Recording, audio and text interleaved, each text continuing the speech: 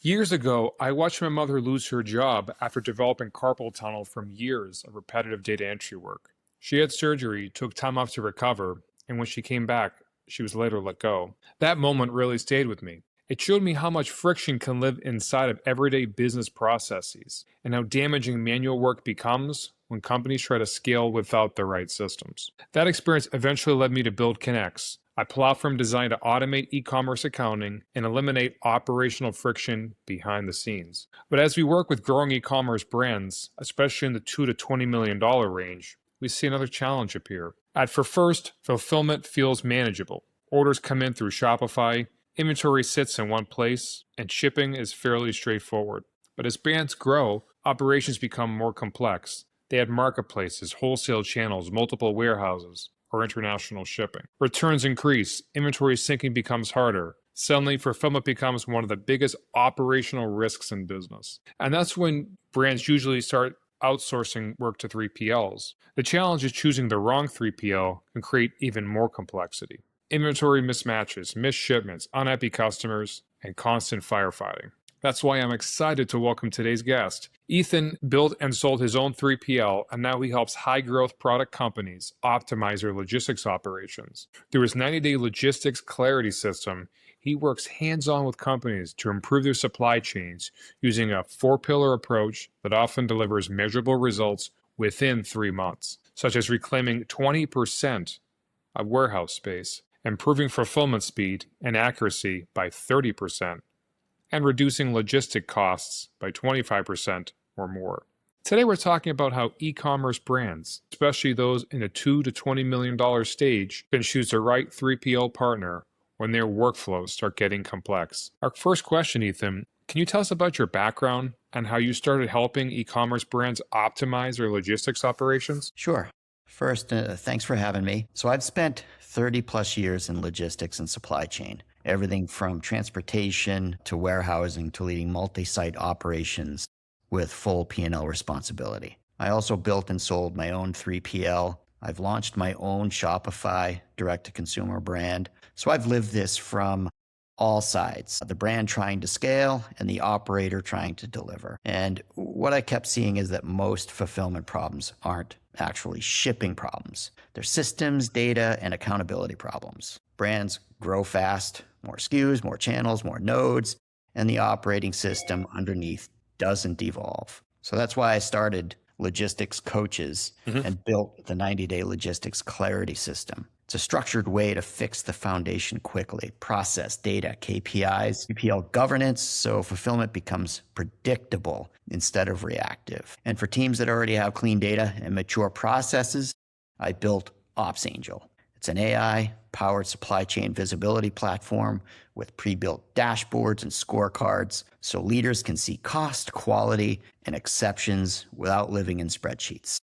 And speaking of living in spreadsheets and visibility, at what stage do companies leave these spreadsheets and start thinking about going to a 3PL? I like this question. Most brands start thinking about a 3PL in the $2 to $20 million range, but it's really less about revenue and more about the complexity triggers. Common triggers you'll see: adding channels, Shopify plus Amazon plus wholesale, adding workflow complexity, whether it's kitting, bundles, subscriptions. Then returns start to become a real operational challenge. Inventory truth gets shaky. And last but not least, peak season becomes panic season. There's also a strategic finance reason. Moving to a 3PL often converts warehouse space and labor from fixed cost to variable cost. So instead of carrying a lease and staffing for peak, you buy capacity as you need it from that 3PL. And one lever founders miss: network placement. If you're shipping from the founder's backyard, as I like to say, but your customers are across the country, you're paying long zones on every order. Relocating fulfillment closer to demand, often via 3PL, can drive up to 30% savings just on the shipping cost. Plus, it's faster transit. And that's a good point about reducing costs by having the packages closer to the customer before you ship them. You mentioned backyards. What's the biggest operational warning signs that a brand has outgrown its current fulfillment setup? I like to bucket the warning signs into truth, time, and money. So truth, inventory truth. You can't confidently answer, what do we have and where is it? Oversells, stockouts happen even when you have inventory. Or returns aren't dispositioned cleanly. Good versus damaged versus refurb. And then you've got the time bucket, cycle time. Order cycle time slips, you miss cutoffs.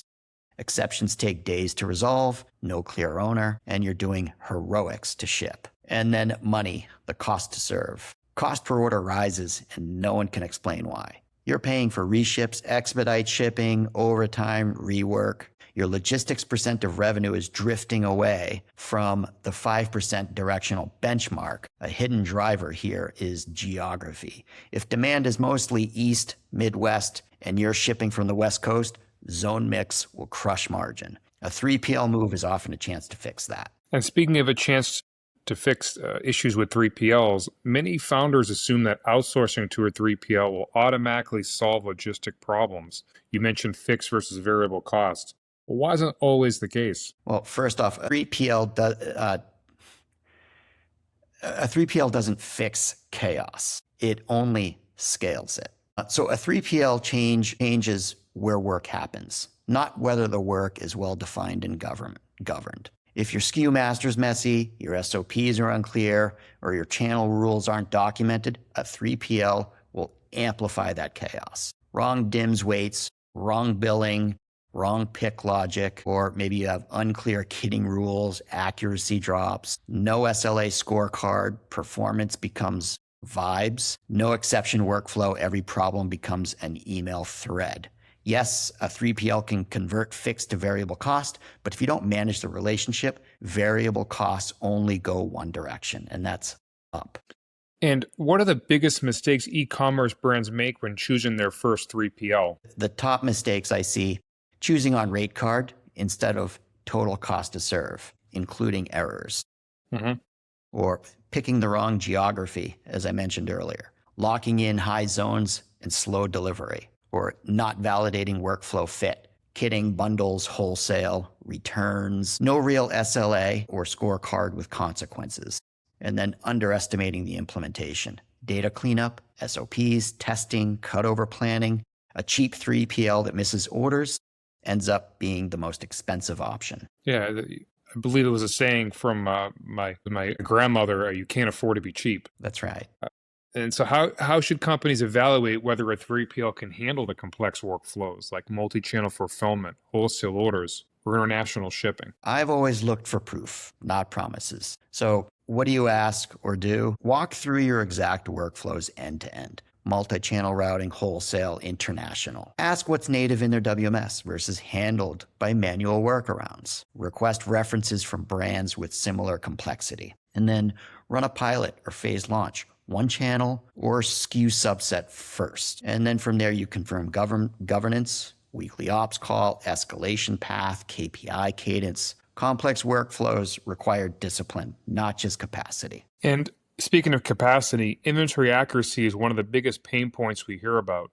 How should brands evaluate a 3PL's inventory management capabilities? Inventory accuracy is the whole game. You've got to ask receiving method, how do they count? Quality check, and then handle any discrepancies. And then cycle counts. What's the frequency, triggers, and how adjustments are approved? And then quarantine damage and returns. How do they prevent bad inventory from polluting available stock? And then you have the audit trail. Can you see who changed what and why? And then last, accuracy targets. What percent do they commit to and how is it measured? Also, insist on a clean item master. Bad SKU data breaks even the best WMS. Yeah, we've seen that at Connex where we have over 700,000 SKU mappings because SKUs are mismatched or wrong. It's a big problem for a lot of companies. So for companies transitioning from an in-house warehouse to a 3PL, what should they do to ensure the transition goes smoothly? So KPI should protect customer experience and margin. Customer experience boils down to on-time ship rate by channel, your order accuracy, so mispicks, shorts, wrong item, that kind of issue, and then your dock to stock time. How long does it take for the goods to hit the dock to the time it's in stock and made available for fulfillment? And then return cycle time, and disposition accuracy. And then you've got margin cost, inventory accuracy, cost per order. Cost per order is including accessorials. And then your billing variance, expected versus invoice, your exception rate plus time to resolution. And then you've got your executive roll-up.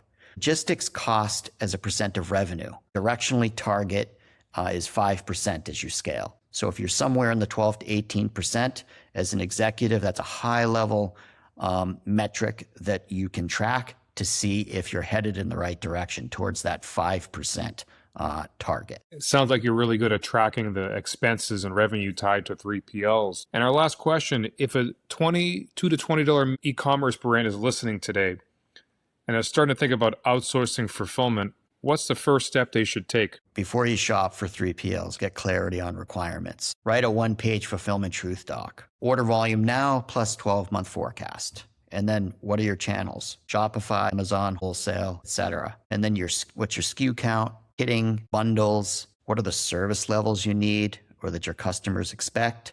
What is your returns profile? And what are your compliance needs? And then you do 2 quick baselines, your cost to serve, by channel if possible, and then network fit. I touched on this earlier, where customers are versus where you ship from. If you're far from the 5% directional benchmark, don't outsource blindly. Identify whether the gap is zone mix, rework, packaging, 3PL governance, or data process issues. A 3PL can be a great move because it shifts fixed cost to variable and can relocate you closer to demand, but only if you choose for workflow fit and manage performance with a scorecard. Yeah, scorecards are very important. You often want an A, B, or C, and at some point, they don't have enough A's and are not worth the time.